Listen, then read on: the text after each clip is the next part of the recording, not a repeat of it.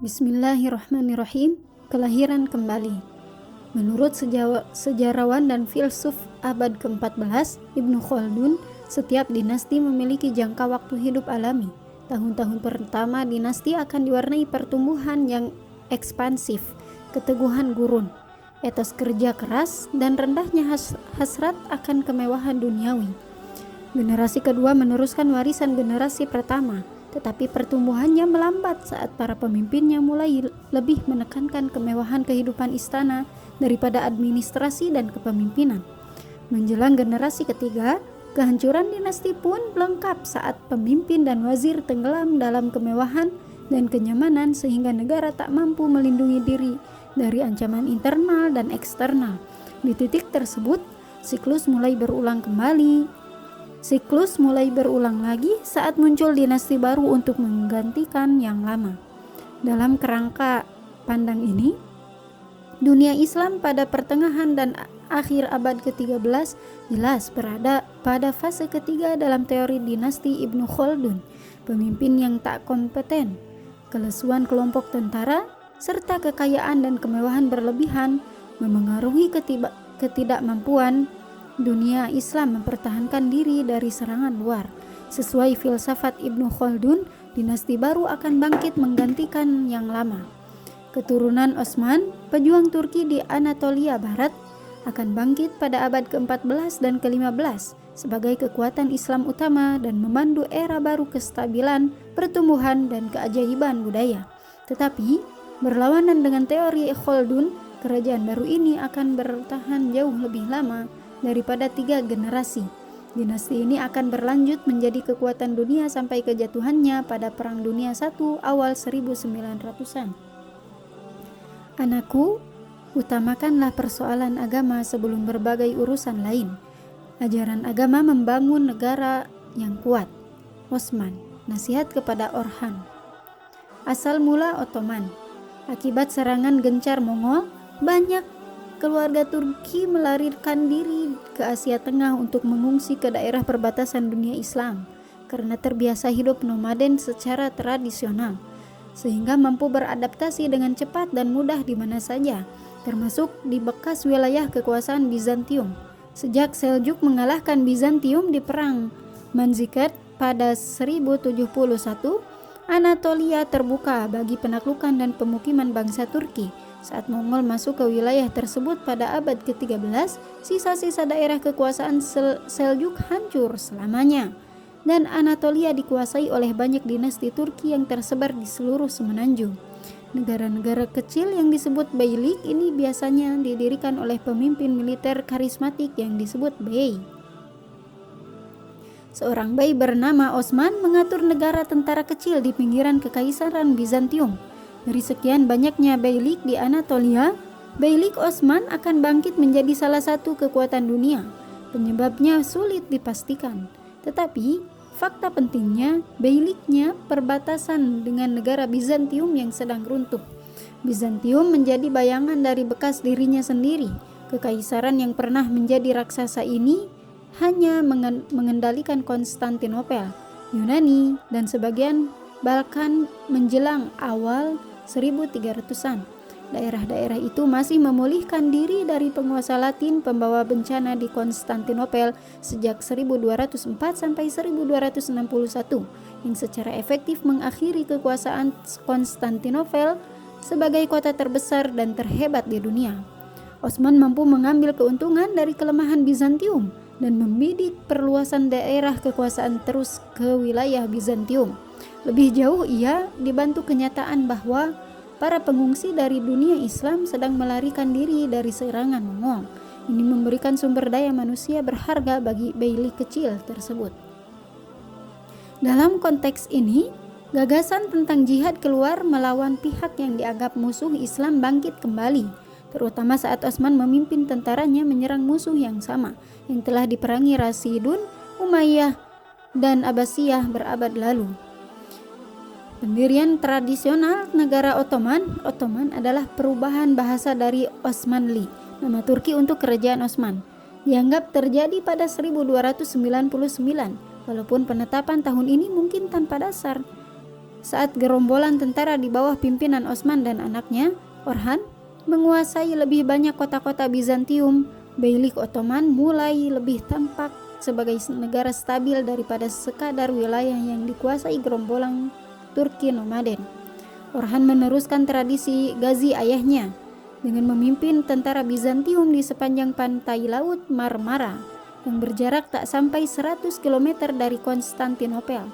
Dia juga menyesuaikan Turki dengan gaya hidup yang lebih menetap. Kota-kota Bizantium di Anatolia adalah pusat perkotaan mapan dengan benteng pertahanan yang kuat. Ottoman tak bisa lagi mengandalkan taktik penyerangan tradisional yang telah menguntungkan Turki selama ratusan tahun. Malahan, mereka memulai mengepung kota, mengelilinginya, dan berusaha menekan lawan sampai menyerah. Orang-orang Bizantium yang telah disibukkan dengan kekacauan sipil di Balkan pada awal 1300-an tak mampu mempertahankan titik-titik terluar mereka di Asia. Ottoman pun dengan cepat meluaskan daerah kekuasaannya. Saat Bizantium melemah, Ottoman menguat.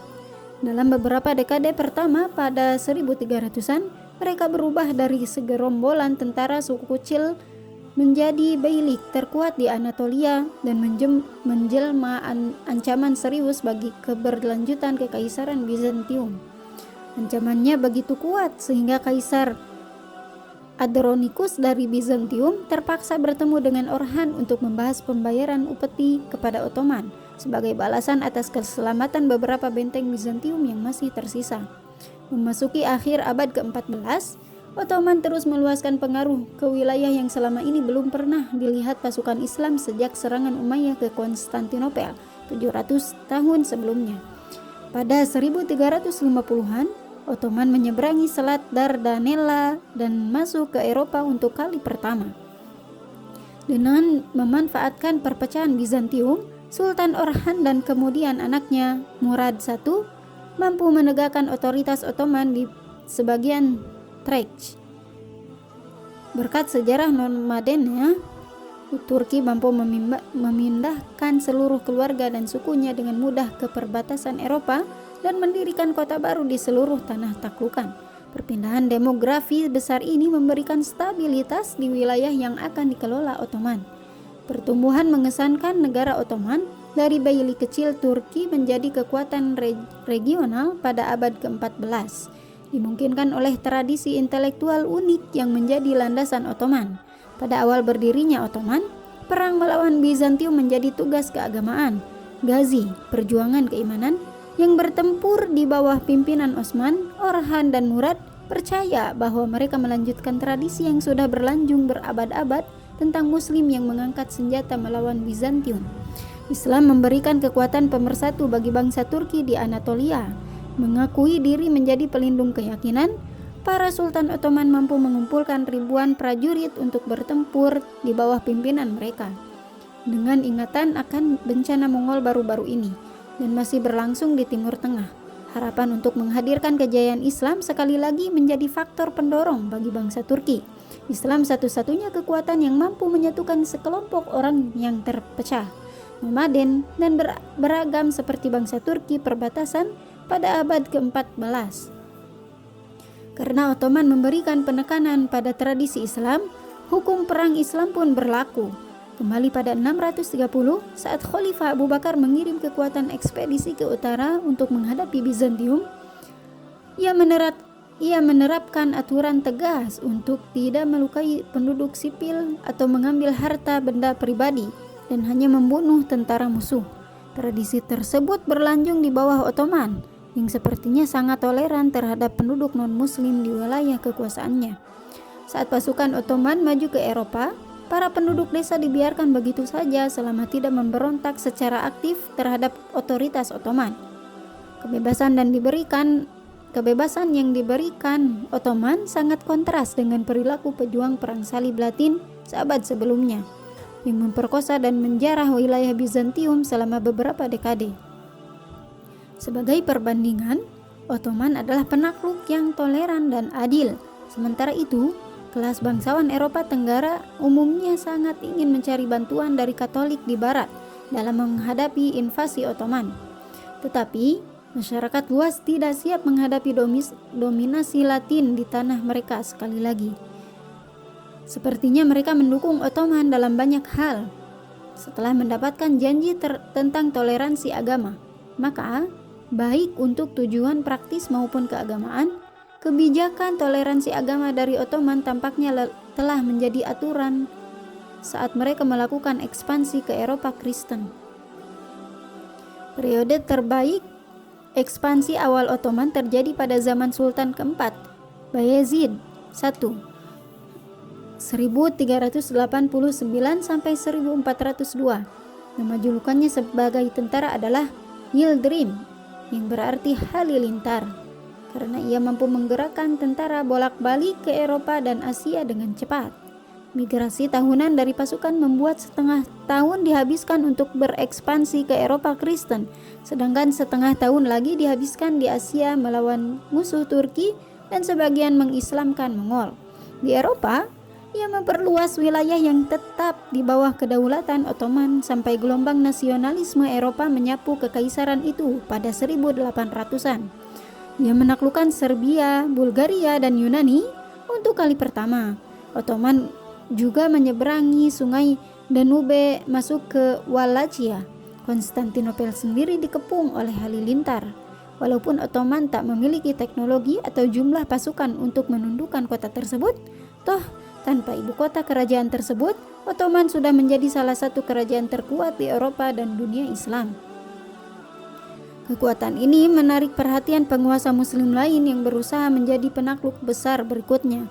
Timur, pemimpin Mongol yang menguasai Asia Tengah dan Persia, berusaha mengembalikan otoritas Mongol di Anatolia dengan menghadapi ekspansi Ottoman. Walaupun seorang Muslim, tindakan Timur dalam perang tak berbeda dari nenek moyangnya yang non-Muslim yang menghancurkan wilayah ini 100 tahun lalu. Ia ingin mengembalikan kekaisaran Mongol yang didirikan Genghis sehingga harus menghapuskan kerajaan antar benua Ottoman. Dalam perang Ankara pada 1402, dua pemimpin militer besar Bayezid dan Timur berjumpa. Meskipun diperkuat tentara dari negara vasal Kristen Eropa, Ottoman kalah mutlak. Sang halilintar yang agung sendiri tertangkap dalam perang dan dibawa ke ibu kota kekuasaan Timur, Samarkand. Sementara itu, wilayah Ottoman dibagi kepada keempat anak Bayezid oleh Timur. Ia berharap mereka saling bertempur untuk mengakhiri kekaisaran Ottoman. Kopi diperkenalkan oleh Muslim Yaman kali pertama pada 1400-an. Saat kekaisaran Ottoman tumbuh hingga mencakup Jazirah Arab, kopi pun menyebar ke Istanbul dan berlanjut ke seluruh Eropa. Selama 11 tahun kemudian, kekaisaran Ottoman mengalami perang saudara. Anak Bayezid yang bernama Isa, Musa, Sulaiman, dan Mehmet membangun pasukan dan sering bentrok di Eropa serta Asia. Masing-masing berusaha menjadi pewaris tunggal kerajaan ayahnya. Ottoman Interregnum, demikian kerajaan ini disebut, menjadi contoh salah satu masalah inheren dalam dinasti. Tak pernah ada prosedur suksesi formal yang dapat dipilih oleh para sultan. Sepertinya Ottoman percaya bahwa anak yang paling mampu entah bagaimana akan bangkit dan memenangkan tahta setelah kematian ayahnya. Ini akan memastikan hanya yang terbaik dari dinasti tersebutlah yang menjadi sultan, sehingga negara akan tetap kuat selamanya. Tetapi pada praktiknya, tradisi ini menimbulkan perang saudara yang umumnya pecah setelah kematian seorang sultan. Hal ini terus akan menjadi masalah sampai Sultan Ahmad I merumuskan kebijakan suksesi resmi pada abad ke-17. Akan tetapi, pada awal 1400-an, anak-anak sultan harus bertempur sampai mati. Menjelang 1413, Mehmet muncul sebagai pemenang atas saudara-saudaranya dan mampu menyatukan wilayah kerajaan di bawah kendalinya. Bagaimana cara ini menyatukan secara militer tidak sepenting penyebab kekaisaran Ottoman mampu merekonstitusi diri setelah perang saudara selama 11 tahun. Alasan utamanya adalah institusi yang dibangun Ottoman di seluruh wilayah mereka pada abad ke-14 Di atas segalanya, Ottoman menekankan Islam sebagai faktor pemersatu untuk membantu mengembalikan para pemimpin Turki di bawah kendali Ottoman saat Mehmed memenangi Perang Saudara. Sebagai penjaga perbatasan Islam, penduduk Muslim di Anatolia dan Balkan mengandalkan Ottoman. Terbaginya kerajaan kepada keempat anak mengurangi kekuatan melawan kekuasaan Bizantium. Saat Mehmed muncul sebagai pemenang, Muslim di wilayah tersebut sekali lagi bersatu seperti sebelumnya di bawah negara Islam yang melawan Bizantium dan negara Kristen lainnya. Selanjutnya, Ottoman menetapkan sistem gilda yang juga memanfaatkan identitas Islam Turki di seluruh wilayah Ottoman. Sistem gilda bebas disebut akhis. Sistem ini sebagai perserikatan yang mengatur praktik manufaktur dan urusan bisnis lainnya. Akhis biasanya berkaitan dengan kelompok sufi dan memberikan penekanan khusus pada kemajuan spiritual anggotanya, sejalan dengan yang mereka lakukan dalam bisnis dan perdagangan. Cara ini memberikan basis perekonomian yang membuat Kekaisaran Ottoman dapat menyusun kembali dirinya setelah interregnum. Tradisi militer juga berperan penting dalam upaya penyatuan kembali. Selama kekuasaan Orhan, korps prajurit elit direkrut untuk mengabdi langsung kepada Sultan Ottoman. Pasukan ini dikenal sebagai Janissaries dari kata Turki Yeniseri yang berarti pasukan baru. Pada masa Sultan Bayezid, korps Janissaries berjumlah ribuan orang yang direkrut, sebagian besar dari penduduk Kristen di Balkan. Karena berasal dari beragam etnis, tetapi disatukan dalam korps yang setia pada negara Ottoman. Mereka berfungsi menyatukan berbagai budaya dan latar belakang yang hidup di bawah kedaulatan Ottoman. Orang Yunani, Serbia, Albania, Bulgaria, dan yang lainnya terlibat dalam salah satu institusi paling prestisius di Kekaisaran Ottoman. Hal ini jarang terjadi pada Bizantium, Yunani, dan Katolik Latin. Begitu Mehmed menyatukan seluruh kekaisaran pada 1410-an, periode itu dilanjutkan dengan sedikit rasa sakit akibat interregnum. Di bawah Sultan Murad II memimpin pada 1421 sampai 1444 dan 1446 sampai 1451, Ottoman terus mencaplok wilayah Bizantium hingga hanya tersisa Konstantinopel dan sekitarnya. Murad mencoba merebut Konstantinopel dan menghapus sisa-sisa kekaisaran Bizantium itu, tetapi pengepungannya gagal mengalahkan benteng kota yang kuat. Tantangan untuk menjinakkan kota yang sepertinya tak tertaklukkan itu diterima anaknya, Mehmed II, yang akan tercatat dalam sejarah sebagai salah satu pemimpin militer Islam terbesar. Kemenangan Kekaisaran Ottoman. Mehmed II naik tahta pada 1451 saat berusia 19 tahun. Kerajaan Ottoman sejauh ini menjadi kekuatan utama di Eropa Tenggara dan Anatolia. Kerajaan ini multi etnis, fleksibel, dan kuat. Mungkin tak ada yang bisa mempresentasikan kerajaan ini selain Mehmed. Ia lancar berbicara paling tidak 6 bahasa yang digunakan di wilayah kekuasaannya. Islam mendapat penekanan khusus dan para ulama sangat dihargai pada zamannya. Kekaisaran ini secara harfiah dan kiasan menjadi jembatan antara Eropa dan Asia. Mehmed sangat menekankan arti penting upaya menyatukan warisan keduanya. Selama masa kekuasaannya, cendekiawan pengetahuan Islam tradisional didukung untuk berkembang bersama seniman Kristen Eropa. Mehmed mengingatkan kita kepada pemimpin Islam sebelumnya, seperti Harun al-Rashid dan Saladin, yang menguasai pengetahuan, kepemimpinan, serta kecakapan militer. Akan tetapi, ada dua ganjalan bagi Mehmed. Yang pertama, ia belum berpengalaman. Ia masih muda saat naik tahta dan tentu saja tidak dipercaya oleh negarawan yang lebih tua yang pernah mengabdi kepada ayahnya. Sesungguhnya, Mehmed pernah memegang tahta sebentar sebelumnya saat berumur 12 tahun ketika ayahnya pensiun. Akan tetapi, kekuasaan pertama ini berakhir saat wazir agungnya sendiri yang membawa kembali ayahnya, menurunkan Mehmed. Sewaktu ia naik tahta untuk kali kedua setelah sang ayah meninggal, keraguan memenuhi pemerintahan dan masyarakat untuk membuktikan bahwa ia layak naik tahta. Mehmed sadar harus menyingkirkan ganjalan kedua, Konstantinopel. Kota ini terletak hampir tepat di tengah-tengah kerajaannya, walaupun hampir tak lagi sekuat sebelumnya. Kota ini masih mampu mengganggu perdagangan dan gerakan militer Ottoman. Dari sudut pandang praktis, kota ini harus ditaklukkan, tetapi ada elemen religius dalam kota ini.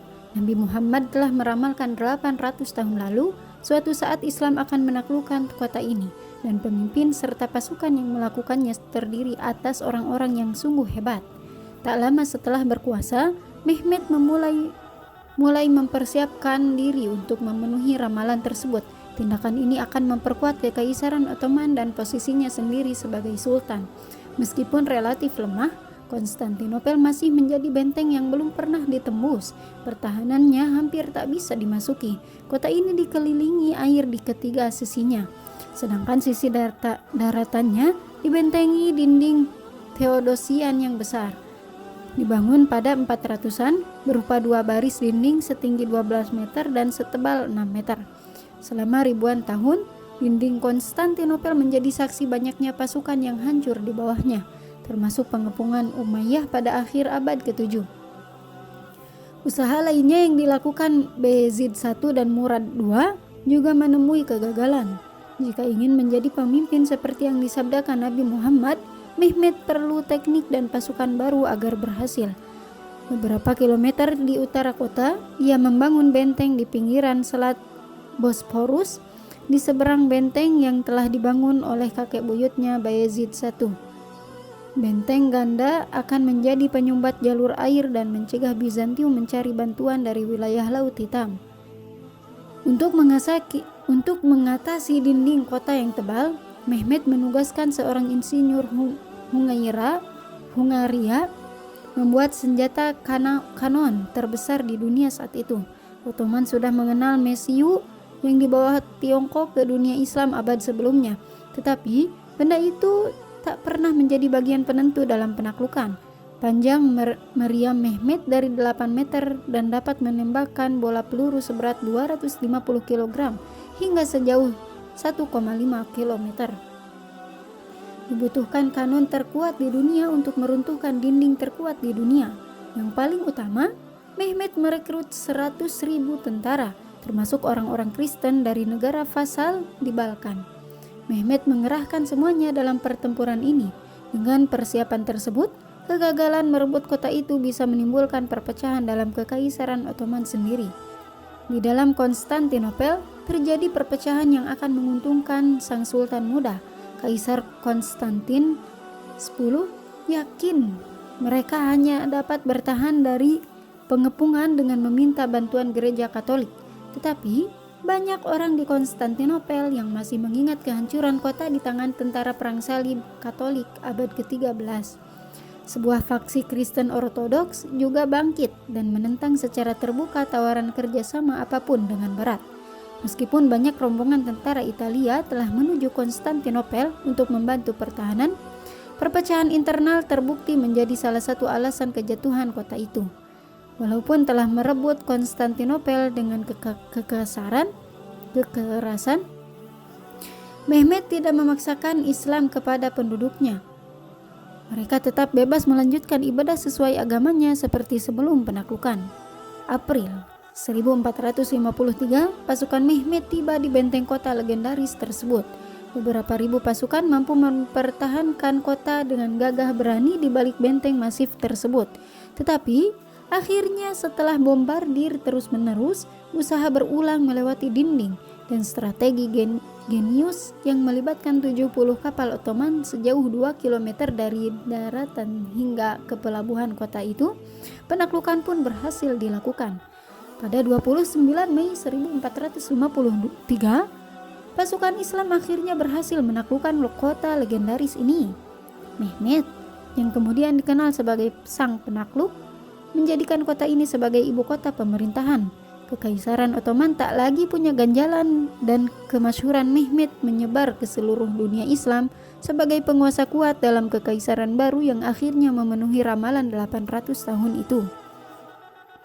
Di titik tersebut, tak diragukan lagi kekaisaran Ottoman berada di puncak dunia Islam setelah penghancuran Baghdad 1905 tahun sebelumnya yang menenggelamkan dunia Islam dalam dasar sejarah.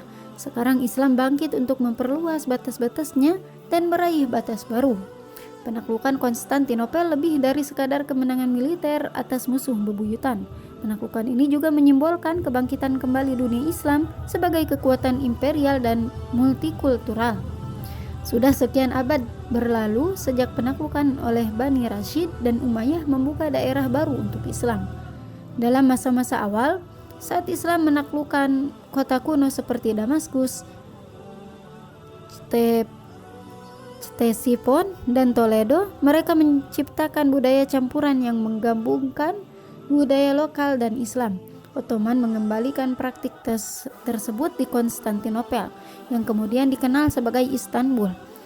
Di ibu kota Ottoman baru, tradisi budaya Bizantium, Romawi, dan Yunani menemukan napas segar dalam konteks Islam. Contoh utama percampuran budaya ini masih terlihat hingga sekarang di kaki langit Istanbul. Gereja Hagia Sophia kuno yang dibangun pada 500-an oleh Kaisar Justinian dari Bizantium selama berabad-abad menjadi simbol kekuatan Kristen Bizantium. Setelah penaklukan Ottoman, gedung ini diubah menjadi masjid, tetapi tetap menjadi pusat kota. Kubah raksasanya menjadi inspirasi dan model bagi arsitektur Ottoman. Masjid-masjid kerajaan yang dibangun Mehmed II, Sulaiman, dan Ahmad I meminjam motif kubah raksasa, walaupun diadaptasi sesuai penggunaan Islam dengan menara yang tinggi dan langsing serta kaligrafi Arab di dalamnya. Seperti dalam sejarah Islam sebelumnya, penaklukan tak menyebabkan pergantian satu peradaban dengan peradaban lain, tetapi penciptaan peradaban baru berdasarkan budaya keduanya. Masa keemasan Ottoman. Sang penakluk terus memperluas wilayah Ottoman secara militer. Tak lama kemudian, bendera Ottoman berkibar di wilayah yang lebih banyak di Serbia, Bosnia, Moldova, dan Albania. Pada tahun-tahun terakhir, sekelompok tim ekspedisi dikirim ke Italia dengan tujuan merebut Roma, walaupun rencana ini dibatalkan setelah ia meninggal pada 1481. Ekspansi militer dan ekonomi dilanjutkan penerusnya, Sultan Bayezid II dan Salim I. Dalam 8 tahun masa pemerintahan Salim dari 1512 sampai 1520, Ottoman mengalahkan dinasti Safavid di Persia dan mencaplok seluruh kesultanan Mamluk di Mesir, jantung tradisional dunia Islam, termasuk Suriah, Mesir, dan kota suci berada di bawah kendali Ottoman. Dinasti ini pun semakin mengambil peran religius. Perlindungan terhadap Mekah, Madinah, dan Yerusalem menjadi tanggung jawab Sultan Ottoman. Selain itu, Kekhalifahan Abbasiyah yang tinggal nama saja di bawah perlindungan Mamluk di Kairo secara resmi berakhir saat Sultan Salim I mewarisi gelar sebagai Khalifah Ottoman pertama. Walaupun tak menggunakan gelar secara berlebihan, implikasi sebagai negara terkuat serta kedudukan sebagai khalifah membuat Ottoman diharapkan menjadi penjaga Islam. Oleh karena itu, Ottoman membantu kaum muslim melawan kekuatan Eropa yang tumbuh hingga ke Afrika Utara dan Indonesia sepanjang abad ke-16 dan ke-17. Kekaisaran Ottoman sebagai negara Islam tak menindas dan menaklukkan penduduk non-muslim. Sesuai hukum Islam, non-muslim diperbolehkan melakukan ibadah berdasarkan agamanya. Ottoman juga melangkah lebih jauh. Mereka mengizinkan orang Kristen dan Yahudi membentuk komunitas semi-otonom. Dalam sistem yang disebut millet, non-muslim diperbolehkan memilih pemimpinnya sendiri, yang mewakili mereka dalam pemerintahan Ottoman. Pemimpin ini berlaku sebagai perantara antara Sultan Ottoman dan berbagai komunitas kepercayaan di dalam kerajaan. Secara bertahap, puluhan millet terbentuk untuk mewakili banyaknya gereja Kristen di wilayah Ottoman.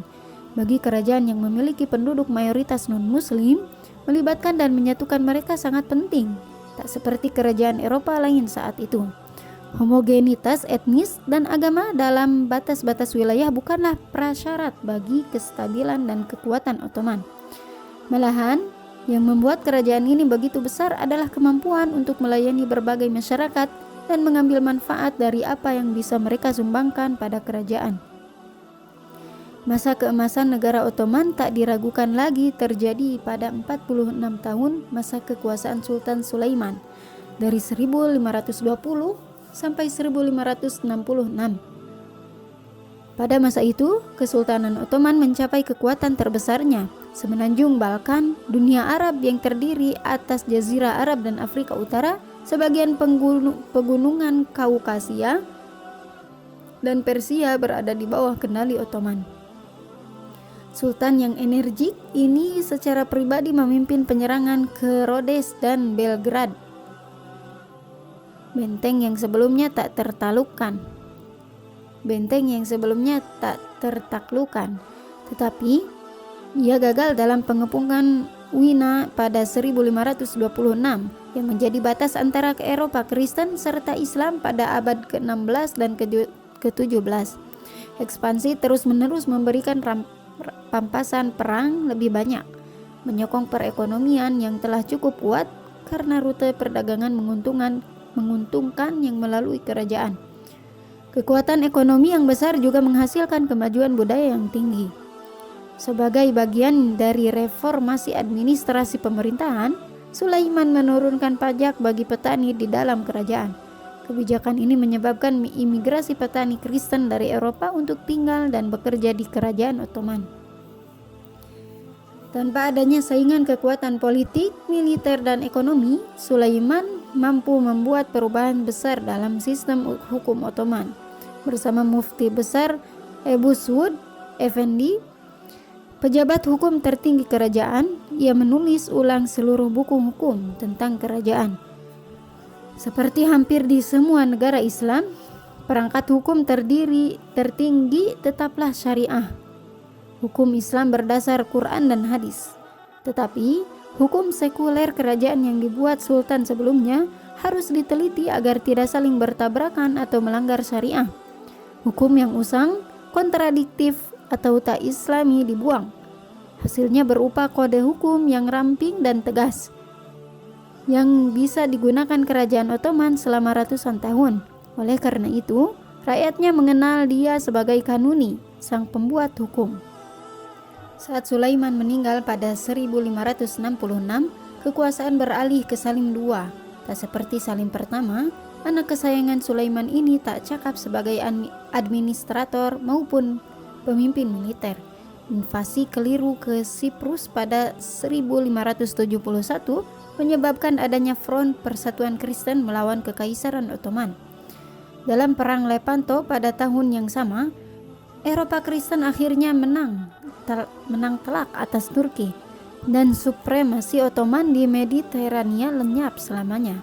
Akan tetapi, kerajaan Ottoman bukanlah rumah kartu yang runtuh akibat satu kekalahan. Ottoman tetap menjadi kekuatan Eropa utama selama ratusan tahun setelah kekuasaan Salim. Masa penaklukan Ottoman baru berakhir pada akhir abad ke-16. Eropa akhirnya mampu menyusul dunia Muslim, baik secara teknologi maupun sosial, tepat saat Ottoman sedang mengetahui batas-batas kekuatan militer dan politiknya. Butuh waktu beberapa abad sebelum keseimbangan kekuatan bergeser penuh. Tetapi kemunduran Ottoman sudah dimulai. Safavid. Segera setelah kebangkitan Ottoman yang sangat cepat pada abad ke-15, sebuah kerajaan baru terbentuk di timur sebagai pesaing.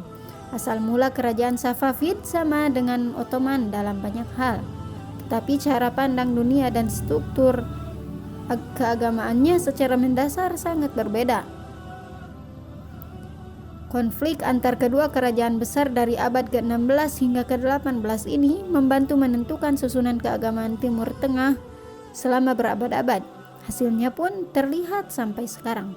Pada awal abad ke-11, kincir angin digunakan sebagai pompa air irigasi di Persia. Setelah kemunduran dan kejatuhan kerajaan timur pada 1400-an, Persia memasuki periode anarkisme politik. Tak satu pun kelompok yang mampu menanamkan kendali di seluruh wilayah. Banyak kerajaan kecil muncul yang tampak saling berkonflik satu sama lain. Tanpa otoritas pusat, gagasan yang beragam dan kadang tak ortodoks pun berkembang bebas.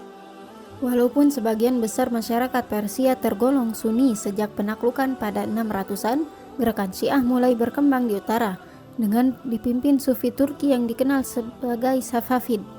Golongan ini dapat ditelusuri asalnya pada periode kekacauan setelah invasi Mongol pada 1200-an.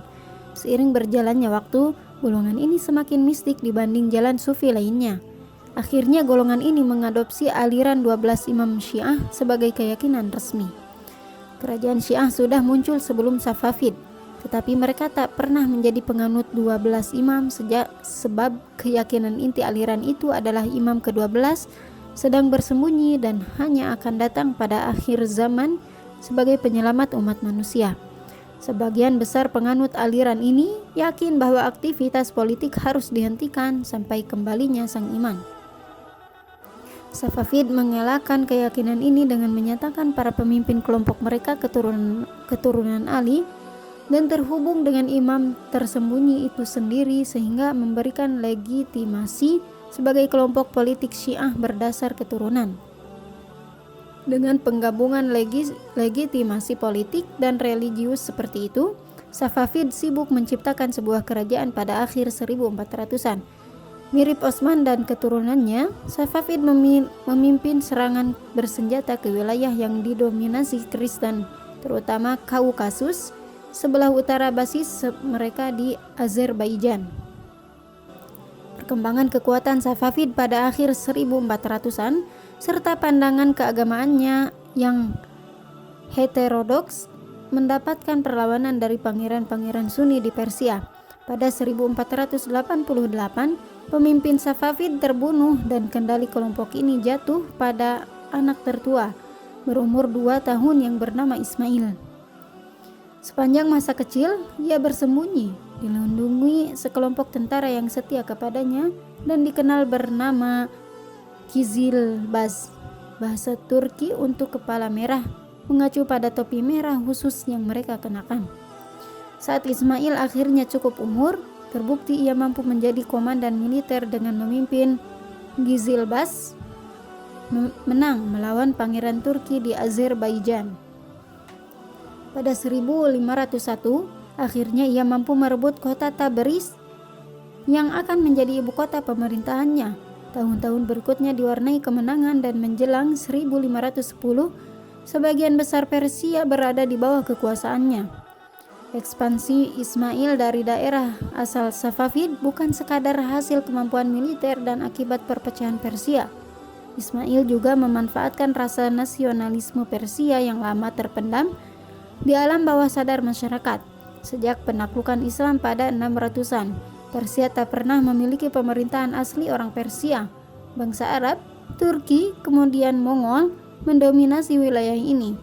Bahkan saat masyarakat umum memegang teguh identitas Persia pra-Islam, Ismail mengedepankan kembali identitas tersebut. Ia menyatakan diri sebagai Shah, istilah pra-Islam yang berarti raja. Ini membangkitkan kenangan kerajaan Persia pada masa lalu. Bahasa Persia menjadi bahasa pengantar di pemerintahan dan masyarakat. Untuk menjadikan kerajaan lebih seragam, Ismail menggabungkan nasionalisme Persia dengan Syiah 12 imam. Gerakan aliran Syiah ini menjadi agama resmi kerajaan dan secara kasar dipaksakan kepada rakyat. Islam Sunni dianggap melanggar hukum dan penduduk diberi pilihan untuk pindah, mengungsi, atau mati. Ulama-ulama Syiah dibawa dari luar kerajaan, terutama Irak dan Lebanon, untuk mengajarkan keyakinan baru kepada masyarakat dan menghapus warisan intelektual Sunni. Tanah asal ulama Sunni besar seperti Abu Hanifah, Ibnu Sina, dan Al-Bukhari dengan segera menjadi pusat pergerakan Syiah. Tetapi Ismail tak puas hanya mengendalikan keyakinan orang Persia dan berharap dapat memasukkan orang Syiah di dalam kerajaan dan di luarnya. Para pendakwah dikirim ke Anatolia untuk mendorong orang menerima Syiah dan bangkit melawan Sunni Ottoman. Malang bagi Ismail, Sultan Ottoman yang sedang berkuasa pada 1510-an itu, Salim I, yang mendapat julukan Yafuz yang berarti cemberut.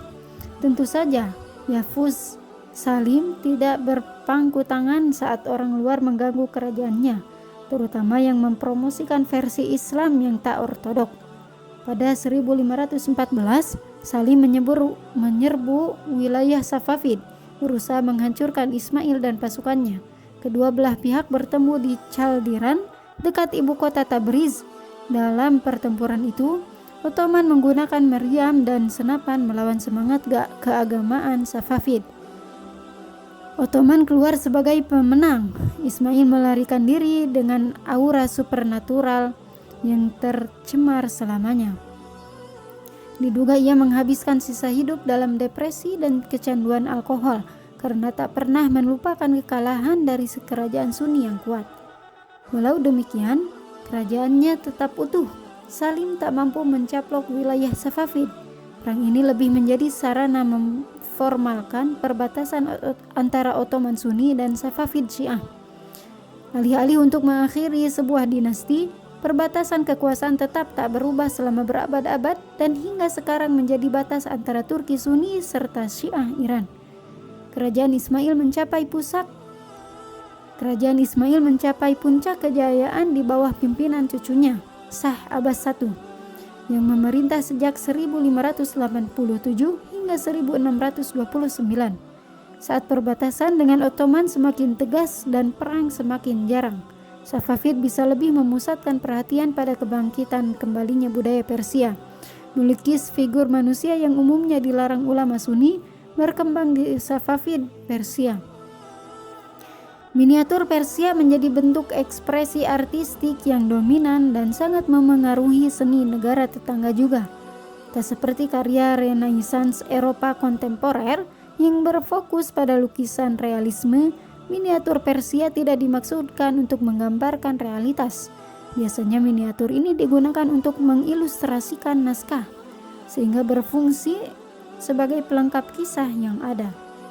Seni mendongeng Persia juga berkembang kembali. Riwayat epos pra-Islam tua menemukan ruang tumbuh kembali bersama karya-karya yang lebih baru tentang orang Persia. Shahnama, puisi epos abad ke-9 yang mengisahkan sejarah pra-Islam Persia, meraih kemasyhuran khusus karena mendorong masyarakat di bawah kekuasaan Safavid merangkul kembali budaya dan sejarah Persia. Wasiat terbesar kekuasaan dan budaya Safavid datang dalam bentuk arsitektur dan perencanaan perkotaan Persia. Di Isfahan, ibu kota Shah Abbas I, berdiri bangunan publik dan masjid yang rumit, dilengkapi dengan taman terbuka yang luas serta mozaik dan kaligrafi geometris yang kompleks. Gedung-gedung di kota ini menggambarkan kemakmuran dan kekuatan Safavid Iran pada abad ke-17. Arsitektur Safavid pada era tersebut begitu memikat sehingga muncul ungkapan umum mengenai kemasyhuran kota ini. Isfahan adalah setengah dunia. Mughal, kerajaan serbuk Mesiu Islam terbesar ketiga, datang dari timur di India. Kesultanan Delhi telah memerintah bagian utara anak benua India sejak awal 1200-an. Penggabungan budaya Arab, Persia, dan Turki dengan budaya India asli secara perlahan menghasilkan peradaban Islam India yang baru dan unik. Menjelang awal 1500-an, kekuatan politik Islam di India mulai surut, tetapi sudah cukup banyak penduduk yang menjadi Muslim, hal biasa dalam budaya Islam, sehingga dinasti Islam baru dapat tumbuh dengan mudah di anak benua ini. Kerajaan Mughal didirikan oleh penakluk Turki dari Asia Tengah, Babur, 1483 sampai 1530. Ia mengklaim sebagai keturunan langsung Genghis Khan dan Timur. Silsilah ini membuatnya yakin bahwa ia akan memimpin kerajaan besar. Tetapi awal masa kepemimpinannya di negara kecil sang ayah di Uzbekistan tak terlalu berhasil. Ia kehilangan kontrol atas kota utama Samarkand serta tanah nenek moyangnya di lembah Fergana, lalu dipaksa mengucilkan diri dengan sekelompok kecil pengikut. Akhirnya, ia mampu mengukuhkan diri sebagai penguasa kota Kabul di dataran tinggi Afghanistan dengan memanfaatkan perpecahan dan anarki di wilayah tersebut. Dari tempat ini, ia sering mencoba menaklukkan tanah asalnya di Asia Tengah, terkadang dengan bantuan Safavid, tetapi tak berhasil. Ia malah mengalihkan perhatian ke seberang pegunungan Hindu Kush dan masuk ke India. Pada 1542, ia menyerang Kesultanan Delhi yang saat itu di bawah kendali dinasti Lodi. Dalam Perang Panipat pada 1526, secara mutlak Babur mengalahkan satu-satunya negara Islam di India dan mengangkat diri menjadi Raja Delhi. Pada akhir abad ke-16, kerajaan Mughal memperluas jangkauannya hampir ke seluruh anak benua India. Dalam banyak kasus, penguasa lokal dibiarkan tetap berkuasa dengan imbalan membayar kesetiaan kepada Mughal. Di negeri yang begitu beragam dan terpisah, penetapan politik semacam itu diperlukan bagi stabilitas negara imperial. Urdu, bahasa yang umum dipakai Muslim India, menunjukkan pengaruh Arab, Persia, Turki, dan India. Nama bahasa ini berasal dari bahasa Turki, ordu, yang berarti pasukan. Karena dari kem pasukan Turki inilah 4 bahasa tersebut bercampur baur. Tak seperti nenek moyangnya, Timur, yang menyerbu India, tetapi tak pernah mendirikan kerajaan yang bertahan lama. Negara Babur di anak benua akan bertahan selama berabad-abad. Negara ini disebut Kerajaan Mughal yang mengacu pada warisan Mongol. Tetapi budaya dan tradisi Mongol hanya memainkan peran kecil. Malahan, kerajaan ini berfungsi sebagai wadah penyatuan Arab, Turki, Persia, dan India. Mirip seperti Kerajaan Ottoman yang sezaman, Kerajaan Mughal menyatukan beragam manusia yang tradisi. Tak lazim bagi seorang Hindu di Kerajaan Mughal membaca dan menulis dalam bahasa Persia, bahasa sastra di sebagian besar dunia Islam.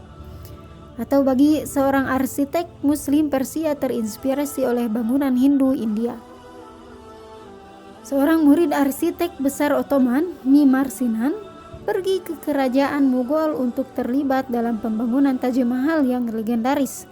Secara khusus, India menarik lagi ulama Muslim dari bagian dunia Islam lain yang melihat peluang di wilayah ini untuk menyebarkan Islam dengan berdakwah. Suasana percampuran budaya mencapai puncaknya pada masa Kaisar Akbar, memerintah pada 156 sampai 175, dengan menganggap dirinya pecinta seni dan seorang intelektual. Ia giat mendukung cendekiawan tanpa memperhatikan latar belakang budaya dan agama mereka. Dia terkenal kerap mewadahi debat dan diskusi antar cendekiawan berbagai agama di istananya. Pemuka agama Hindu, Buddha, Kristen, dan Yahudi diundang untuk mendiskusikan konsep Tuhan dan agama mereka dengan ulama Muslim. Akbar lalu merumuskan teori keagamaannya sendiri, yang dalam pikirannya dapat menjembatani kekosongan antar berbagai tradisi. Ia menyebut agama barunya sebagai Din Ilahi atau agama Tuhan. Islam yang monoteis dan Hindu yang politeis pada dasarnya bukanlah teologi yang cocok. Hasilnya, agama Akbar cenderung fokus pada perilaku pribadi daripada masalah ketuhanan. Ulama tradisional Islam merasa tersinggung dengan tindakan Akbar, serta menyatakannya sebagai hujatan dan keluar dari batas-batas Islam. Pada akhirnya, Din Ilahi tak pernah populer. Para pengikut agama ini tampaknya hanya ingin mendapatkan keuntungan dari sang raja. Agama baru ini tak bertahan setelah Akbar selesai berkuasa. Toh, eksistensinya yang singkat membuktikan adanya percampuran budaya, sosial, bahkan keagamaan tingkat tinggi dalam keagamaan Mughal India. Penguasa penerusnya merencanakan jalan kembali ke Islam tradisional. Hal ini mencapai puncaknya pada masa Aurangzeb, memerintah pada 1658 sampai 1707, Kaisar Mughal ke-7 yang berkuasa di puncak Mughal. Gelar kerajaannya Alamgir, penakluk dunia, lantaran ekspedisi militernya ke seluruh India. Masa kekuasaannya selama 49 tahun ditandai oleh peningkatan aktivitas militer kerajaan Mughal dan kealiman pribadi serta dukungannya pada pengetahuan Islam. Ia terkenal atas ketidaksetujuan terhadap pembangunan Taj Mahal oleh ayahnya, Shah Jahan. Bangunan ini merupakan makam yang besar dan mahal. Aurangzeb melihatnya sebagai pemborosan dan bertentangan dengan yang diajarkan Nabi Muhammad. Ia juga merasa perlunya disusun petunjuk lengkap hukum Islam kebutuhan Muslim India. Maka dari itu, ia mengumpulkan ratusan ulama hukum Islam untuk mengerjakan solusinya. Hasilnya, Fatwa Alamgiri yang monumental, kumpulan fatwa berdasarkan hukum Islam mazhab Hanafi. Karya ini ia gunakan sebagai hukum legal resmi di kerajaan. Menelaah kembali negara Islam pertama di Madinah, Aurangzeb menetapkan syariah Islam sebagai hukum di India. Hal ini meningkatkan popularitasnya di kalangan rakyat di seluruh India. Ia menghapuskan pajak yang tak sesuai Islam sehingga meringankan beban finansial rakyatnya. Dalam hubungan dengan non-muslim, Kaisar Aurangzeb telah mencapai reputasi modern sebagai raja fanatik dan tidak toleran. Warisannya menggambarkan dampak politik modern terhadap cara pandang seseorang memahami masa lalu. Perlu diperhatikan bahwa banyak kuil Hindu di India dihancurkan selama masa pemerintahannya. Fakta sejarah ini serta ketaatannya yang tinggi pada Islam telah mengarahkan banyak ahli sejarah dan penulis pada zaman sekarang menyebutnya sebagai penguasa yang tak toleran dan penindas. Akan tetapi, alasan dibalik penghancuran itu harus dianalisis untuk memahami penguasa jenis apa ia, dan secara umum bentuk kekuasaan Mughal itu sendiri. Selama abad ke-17, kuil-kuil di India umumnya digunakan sebagai pusat kegiatan politik selain tempat ibadah. Pemimpin kuil kerap bertindak sebagai pejabat politik dalam daerah hukum masing-masing, guna memelihara ketertiban dan kendali kerajaan. Kuil-kuil yang dihancurkan Aurangzeb berhubungan dengan pemberontakan politik yang dipimpin pejabat kuil untuk melawan peraturan Mughal.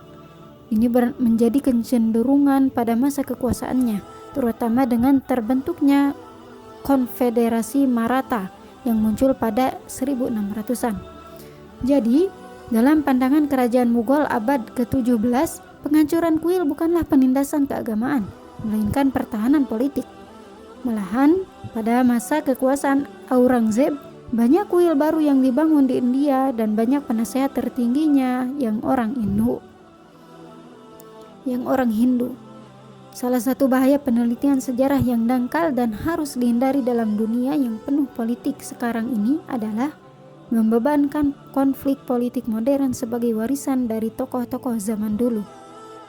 3 kerajaan Mesiu secara bersama-sama, Ottoman, Safavid, dan Mughal dikenal sebagai kerajaan Mesiu.